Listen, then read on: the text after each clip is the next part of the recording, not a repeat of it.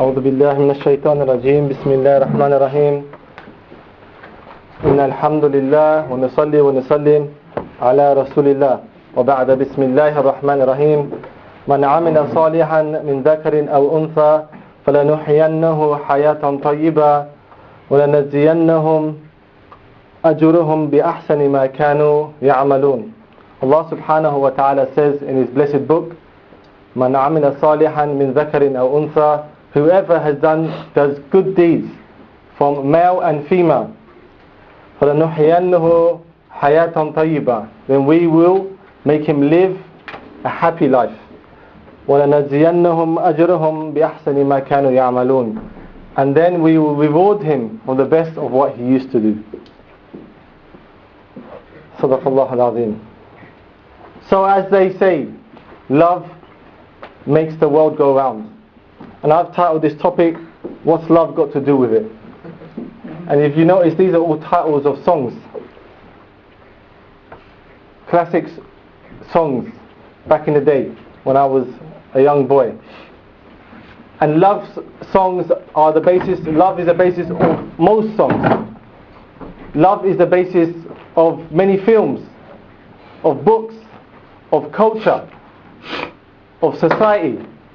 Love makes the world go round. And we grew up in a society, went to school in a society. Everything, any interaction between male and female, there's some love involved. There's some interaction, there's some electricity. There's the boy-girl thing. And of course Valentine's Day has just passed, and if anyone steps out from their doorstep or even at home on the TV, they cannot miss the love thing. And more people nowadays are trying to find love on the internet. And I found some shocking statistics. 17% of people recently married met online. 17%.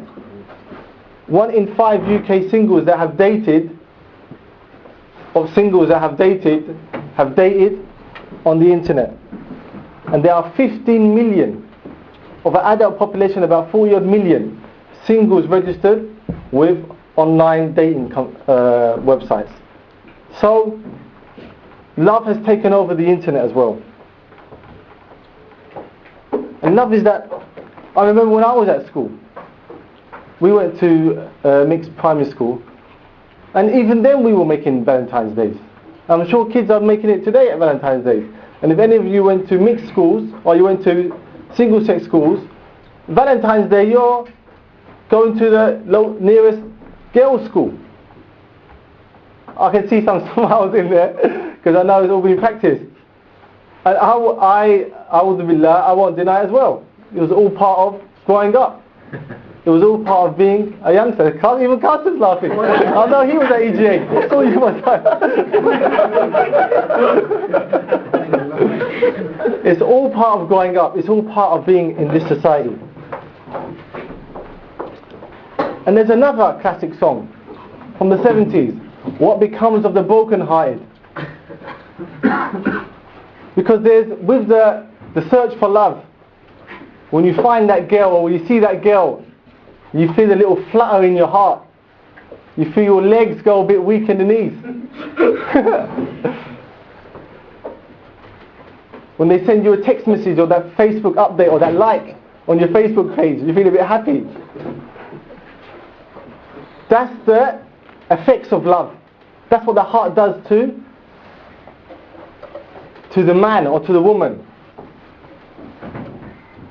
But there's the other flip side as well. There's the flip side.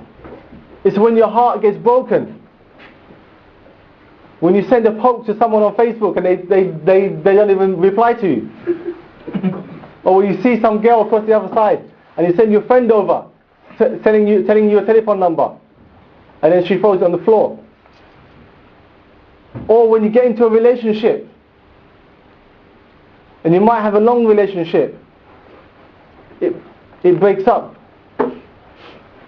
And unfortunately, even the Muslims, we're all affected by this.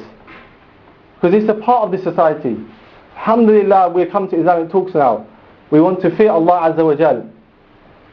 but most of us has probably been a part of our past, a part of our history, that we were involved in this. I, a'udhu billah, was involved in that. And it's a big part of Western society, getting a broken heart, getting hurt.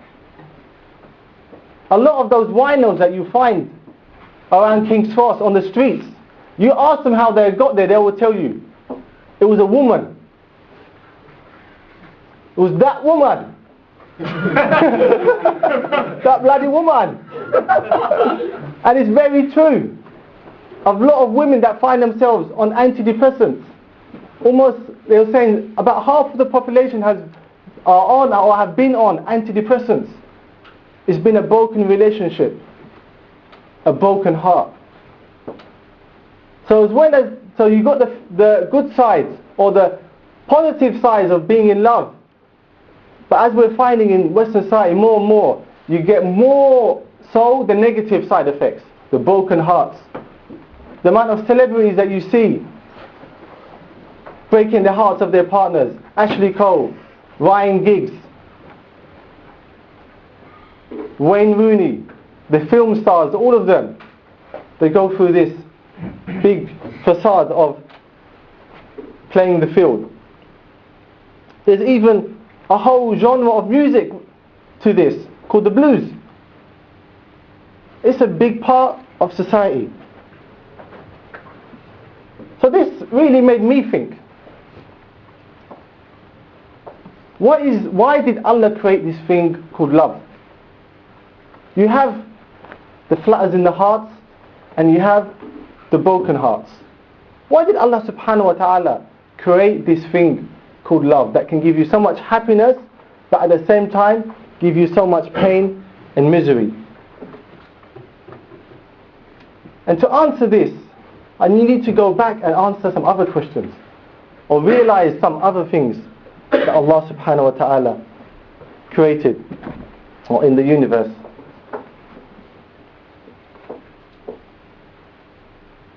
Allah subhanahu wa ta'ala said بعد بسم الله الرحمن الرحيم وسخر لكم الليل والنهار والشمس والقمر والنجوم مسخرات بأمره إن في ذلك لآيات لقوم يعقلون. Allah subhanahu wa ta'ala has said, and He has made for you in the day and the nights, in the nights and the day, and the sun and the moon, and the stars all move according to His order. Indeed, in this are signs for men of understanding.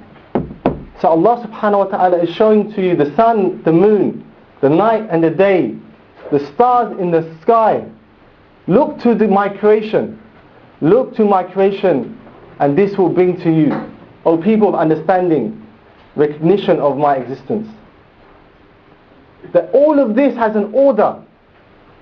All that we see in the natural world has an order.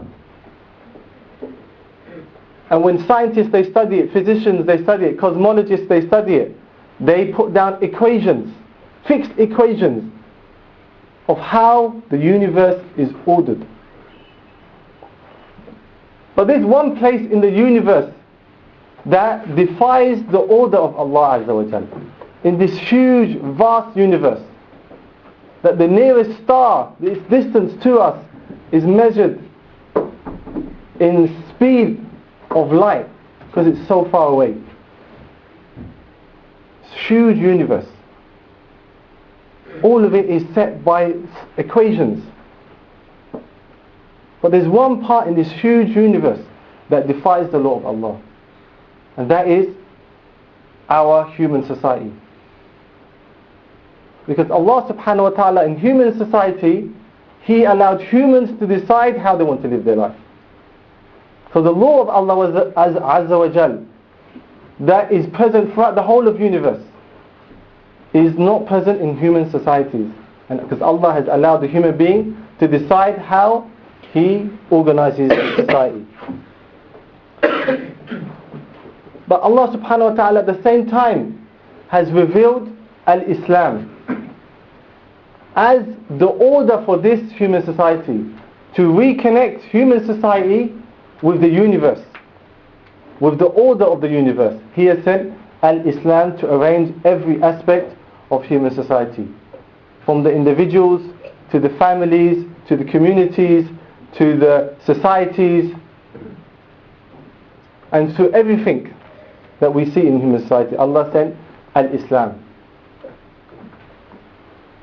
And when we look to al-Islam and its application on society, we start to realize many things.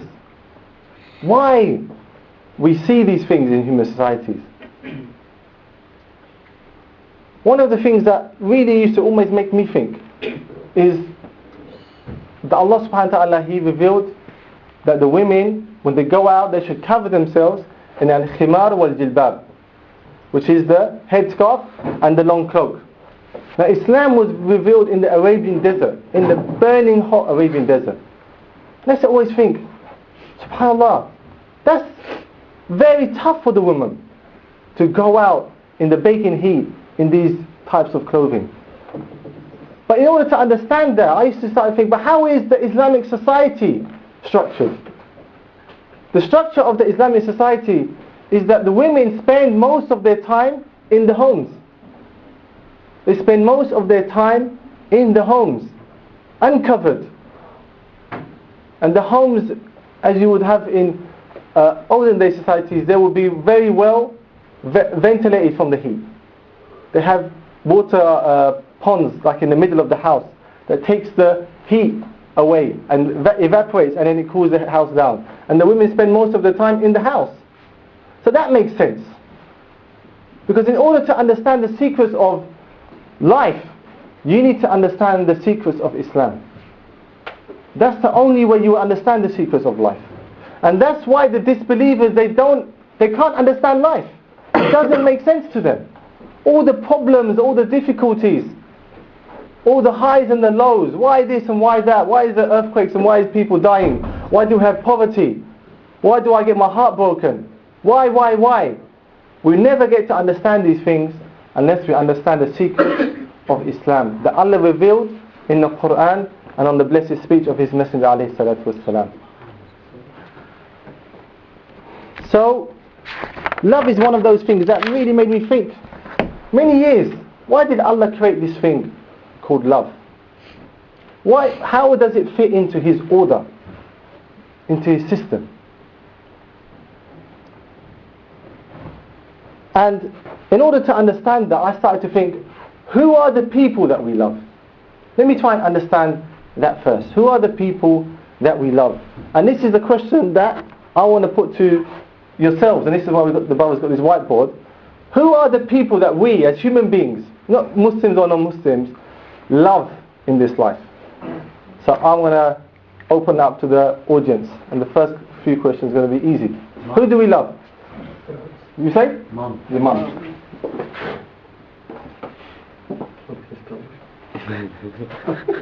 Family. Family.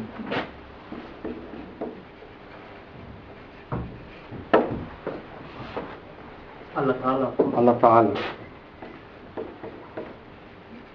This is for Muslims and non-Muslims, don't forget. You say dog. Food, there you go, PFC to be specific. I'll put PFC down. The PS3. Wife and kids. Wife and kids. The PlayStation 3. PlayStation 3, all coming out. Anyone for Liverpool? PS3. Football. Anyone else? Money. Yeah, here's another one. Put this here.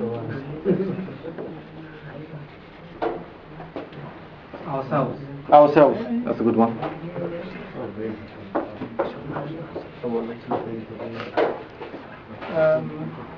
Oh yeah, sleep. Sleep. We said that. Now you know why it doesn't come to the first.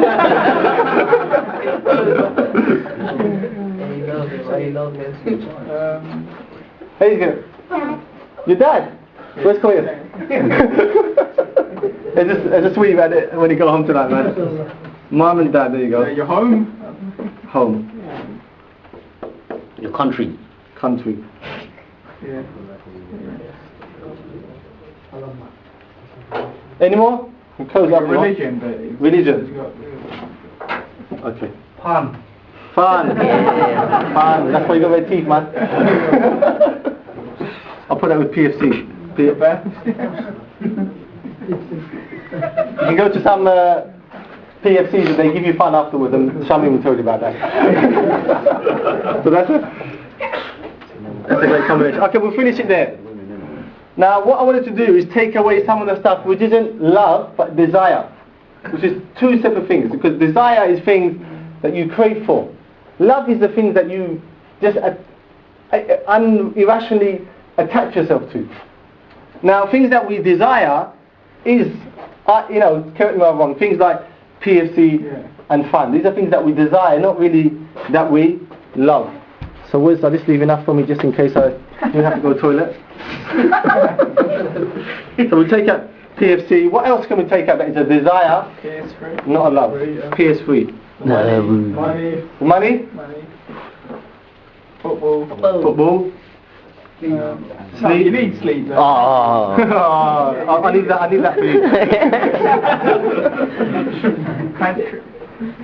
Country or? I think country maybe is something that there is passionate about. So, is it okay to stay with these? Yeah. Okay. So if we look at these, mum and dad, religion, home, family, wife, kids, ourselves, country, Allah Ta'ala, what we can see from this is that there's a trend here. Yeah? I want to put a little elephant in the corner. And that is the shaitan. There's a trend here. So if this is me, yeah? There's my family. There's my home, there's my mum and dad, there's my religion, there's Allah Azza wa Jal, wife and kids, country, and I put to ourselves. Because ourselves, in the Christian, they will call that vanity. The love of oneself. And who brings about the love of oneself? This elephant in the corner brings about the love of oneself. He wants you to love yourself. Islam tells us that don't disrespect yourself. Don't put yourself down. Don't let yourself be belittled. But don't let it go beyond that and turn it into pride. Because pride has come from shaitan. Because why did shaitan get kicked out of heaven? Because of his pride. So he wants to take the mankind down with him because of this same pride. So this love that we do feel for ourselves, it is a natural thing. It is spurned on by the shaitan. But these other ones, these are, the shara has bound these things to obey your parents. وَلَا تُشْرِكْ بِاللَّهِ شَيْئًا وَبِالْوَالِدَيْنِ إِحْسَانًا. And Allah said, and do not associate partners with Allah, and then be dutiful to your parents.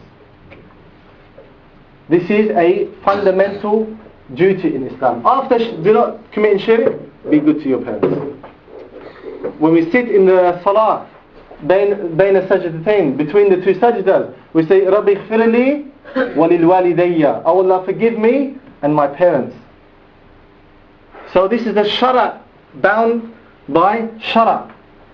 The home, which you can say is similar to the family. Again, this is something bound by shara. Islam has bonded the family, has made the protection of the family unit a vital issue in Islam, such that if your mum and dad, la hawla wa la quwwata illa billah, committed adultery or slept with someone outside the mum and dad, Islam punishes them with death. Which means that the family unit is a fundamental building block of society, and it must be protected. And there's many rules and laws about the protection of the family unit. The wife and kids, the children. When Allah subhanahu wa ta'ala said, Bismillahirrahmanirrahim, قُوا أَنفُسَكُمْ وَأَهْلِيكُمْ نَارًا. Protect yourselves and your family from the fire. The country. which used to be the land, which in origin is the Islamic land, to protect that from foreign foes, is a shara relationship again. And of course with the religion, a sacred thing, and of course above all of that is Allah Azza wa Jal. So we can see that this thing called love is here to bond all of these relationships. Because these relationships, the shara bonding of them is a rational bond. It's something that you read in a book, something that you try and build in yourself. But the love is irrational. It's irrational. My son, I didn't bring my whiteboard because my son ruined my whiteboard with a biro pen, not with one of these pens. And you wanna do something to it. But there's an irrational bond between you and him called love, which prevents you, and he looks like you as well. Even worse. And he looks at you smiling. I did that for you, Dad. The same with your parents sometimes. They drive you crazy. You might leave the house fuming, but the next day say, Mama balas with me. Because she's your mum. There's an irrational bond. So love is that thing that binds you irrationally to the things that you should be binding by rationally. It's putting the two together. So now we can understand the purpose of love. That Allah created love to bond us with those important relationships in our life, in our family, and in our society. It's like if you find a brick wall, and if that brick wall is put together all nicely in the right position, you know, you got half like that, everything there nicely, and you just tumbled on it, it will fall apart. It will just fall to pieces unless it has the cement in between all of those bricks that bonds it together. It may be placed nicely together, but without the cement, that brick wall is fragile and will fall apart with a little push. So that's what love is. It bonds those important relationships with an irrational bond. That whether we like it or not, it's there. We can't destroy it. To bond human societies in that way. Now that comes on to another question. So what about the broken hearts? How does that explain the negative side effects of love? And that brings us on to the fundamental and the crux of this whole talk. Is that Allah subhanahu wa ta'ala, He created everything with balance. He created the universe with balance. That if that balance is upset, then you will find the negative side effects. And you will find that in everything in life. That when the balance of the creation of nature is upset, you will find its negative side effects. Eating, for example. Islam tells us when we eat that we should have a third of our stomach filled with food, a third water and a third air. I'm one of those that breaks that rule, and it's 3/3, or I would say 9/10 food and 1/10 coke. But you get those negative side effects that we see in society today: obesity, heart disease, because you upset the balance. Look at the environment. What's happened to the environment because the balance has been upset? Look to even prayer. When we're told about worship, we're told to worship in measure, not to exceed in worship, and at the same time not to take away from worship. Because if you're not worshipping Allah, you worship celebrities, you worship individuals. Everything Allah subhanahu wa ta'ala created in the universe is with balance.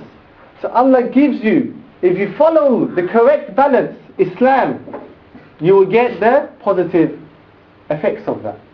You will get, as I said in the beginning of the ayah, hayatan tayyiba. You will get a happy life by following Islam, because Allah is telling you, this is the way I created the universe, if you follow this way, not only as an individual but in society, established by the correct order, you will get hayatun tayyiba, a good life, a happy life. And then in the akhirah you will get eternal happiness. But if you upset the balance, you will get the negative side effects of what I created. The broken hearts. When do you get a broken heart? When you have the boyfriend-girlfriend thing. That's 90% of the times you will get a broken heart. When you take relationships that are not the sharat relationships. When you have a girlfriend or a boyfriend, you will get broken heart 3-4 times, and it's very painful part of life. It's the negative side effect of disobeying Islam.